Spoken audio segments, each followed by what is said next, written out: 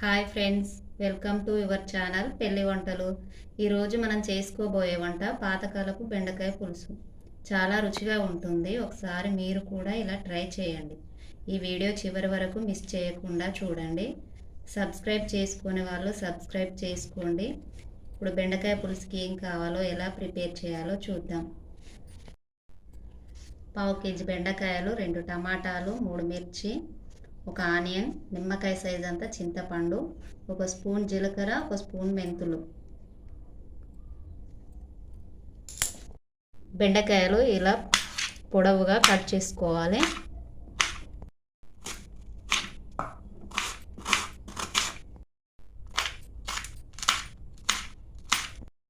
ఇలా టమాటా ముక్కల్ని పెద్దగా కట్ చేసుకొని మిక్సీ జార్లో వేసుకొని అందులో ఒక స్పూన్నర కారం, 2 స్పూన్ల గల్లుప్పు వేసుకొని మిక్సీ పట్టి పక్కన పెట్టుకోవాలి.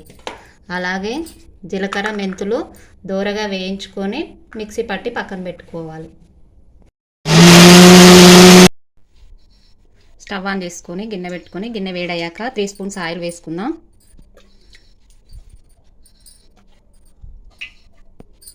ఆయిల్ వేడయ్యాక ఒక స్పూన్ జీలకర్ర, ఒక స్పూన్ ఆవాలు, కట్ చేసి పెట్టుకున్న ఆనియన్, పచ్చిమిర్చి వేసుకొని కలర్ వచ్చేంత వరకు వేపుకుందాం.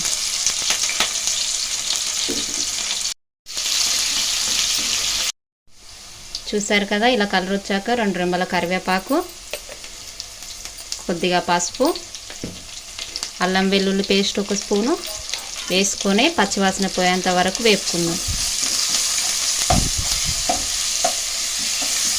కట్ చేసి పెట్టుకున్న బెండకాయ ముక్కలను వేసుకొని బాగా కలుపుకొని ఒక 50-60% వరకు ఉడికే వరకు ఆయిల్లో ఉడికించుకుందాం. ఇలా ఉడికాక మనం ముందుగా కారం, ఉప్పు, టమాటా పేస్ట్ని మిక్సీ పట్టుకున్న టమాటా పేస్ట్ని ఇందులో వేసుకొని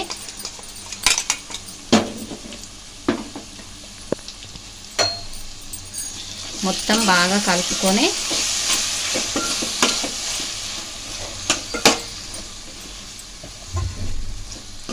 మూత పెట్టుకొని ఒక 5 నిమిషాలు ఉడికించుకుందాం. టమాటా పేస్ట్ ఇలా ముక్కకు బాగా పట్టాక ఇప్పుడు మనం ముందుగా నానబెట్టుకున్న చింతపండు రసాన్ని వేసుకుందాం. పులుపుకు సరిపడా వాటర్ తీసుకోవాలి. మొత్తం బాగా కలుపుకొని మూత పెట్టేసుకొని ఒక 10 నిమిషాలు మరిగించుకుందాం. ఇలా మరుగుతున్న పులుసులో మనం ముందుగా పట్టుకున్న జీలకర్ర మెంతుల పౌడర్ని వేసుకొని బాగా కలుపుకొని మరో 2 నిమిషాలు మూత పెట్టుకొని మరిగించుకుందాం. ఇలా మరిగించుకున్నాక ఇప్పుడు 1/2 టీ స్పూన్ మసాలా, కట్ చేసి పెట్టుకున్న కొత్తిమీర వేసుకొని స్టవ్ ఆఫ్ చేసుకుందాం. చూసారు కదా ఫ్రెండ్స్, బెండకాయ పులుసు రెడీ.